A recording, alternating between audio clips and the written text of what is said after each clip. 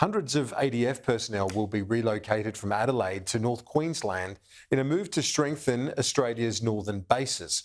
In the first round of changes, around 800 troops will move out of Adelaide, with most of those resettling in Townsville.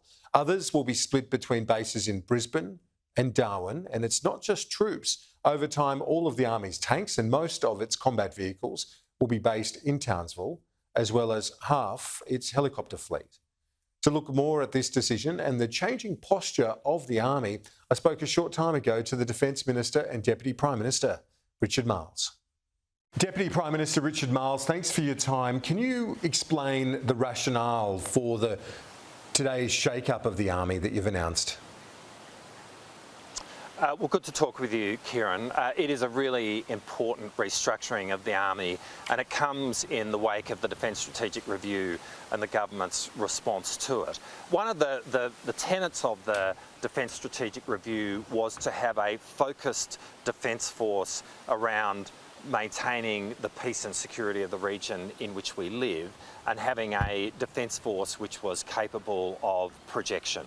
And really that is the philosophies which have underpinned the restructure that we've announced today. So whereas we have historically had combat brigades, that is combat brigades which have all done roughly the same thing, what we are announcing today is that we will have 3 consolidated combat brigades which will all retain the core combat brigade capabilities, but in addition to that will now have a focused specialisation. So the 1st Brigade based out of Darwin will be light and agile, easier to deploy. The 3rd Brigade based here in Townsville will have a focus on heavy armour, tanks, infantry, fighting vehicles. It will be the brigade which will be able to bring to bear the greatest lethality in any fight. And then the 7th Brigade based out of Brisbane is, if you like, halfway between the two, having a motorised capability but also with an ability to relatively easily deploy. And to have all of those brigades in our northern bases, the bases from which we will project. What that will see is some movement of personnel from Adelaide and from Brisbane, particularly here to Townsville.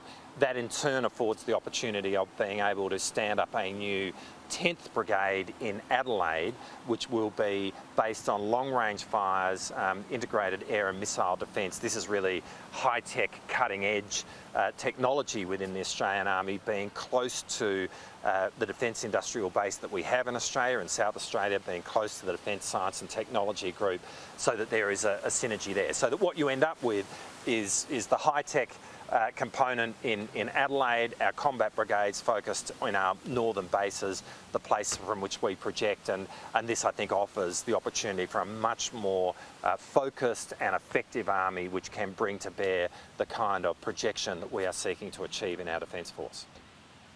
Around 800 Army personnel to move from Adelaide to the north, most of them going to Townsville. Is Adelaide, at least in the short term, the loser out of the shake-up? No. So firstly, this it's not like this happens all tomorrow. This will be done over the course of the next 2 or 3 posting cycles. A posting cycle is every 2 years. So in essence, we will be achieving this restructure through the normal movement that a soldier within the Army would expect during their career.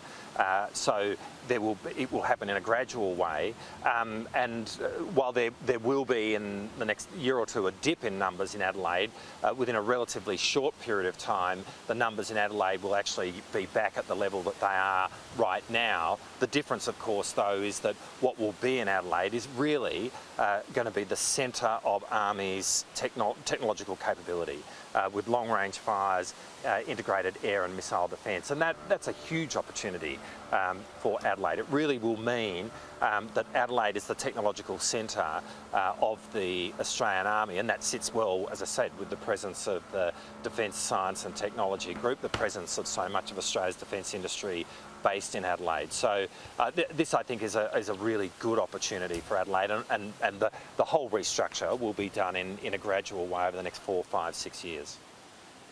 With most of the personnel heading to Townsville, some to Darwin as well, the issue of retention has come up. What's your view on that? Are you worried about the ability for Army to retain their best, given we are facing a very tight labour market and likely to over the next cycle when you're looking to make these changes? Are you worried about retaining the people? Well, certainly recruitment and retention is a huge challenge within the Army, but across the Defence Force more generally. It is a focus of attention in the Defence Strategic Review and the government's response to it. We would see this as being part of the solution in relation to the more general recruitment and retention challenge.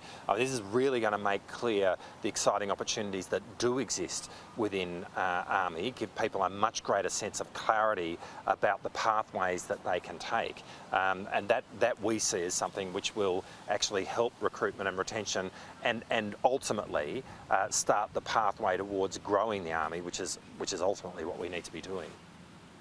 And you're talking about this off the review, the Defence Strategic Review, the notion of projection. To those who've looked at the announcement and see the long-range missiles and those high-tech capability that you spoke about, it makes sense to have them near that industrial base, as you referred to earlier in our discussion. But what about the projection side of things? Does it make sense to have our long-range missiles so far, really on the wrong side of the continent, from any potential adversary? Well, those capabilities are a deployable capability. So, I mean, you will be deploying them to parts of the country from which they will undertake their fires. It's not as though they're going to be firing the missiles from Adelaide. And these are highly deployable capabilities that can be deployed by air and the like. And so you can disperse them to the places around the continent that we need very quickly. But what's important is, given the high-tech nature of these capabilities, to have their base be close to where the science and the tech is. And that's really, well, that is Adelaide, but it's the opportunity for Adelaide to see that capability continue to evolve there. So much is going to come down to our maritime capability as well. When do you receive the Naval Surface Fleet Review? Well, I rather infamously and clearly put the moz on things earlier in the year that I said that we would receive this before Geelong won the grand final. But I assure you that has not given us the leave pass to wait for longer. It is my anticipation that we will receive this review tomorrow.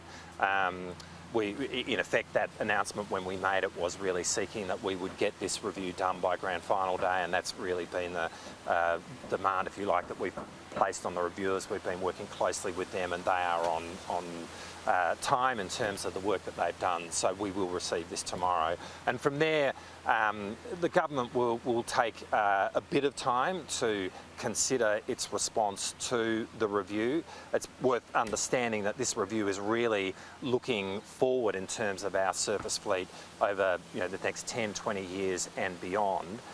So we do have a couple of months or a few months to look at this properly and make sure that we respond. Our anticipation is that we will have a formal response to this in the early part of next year.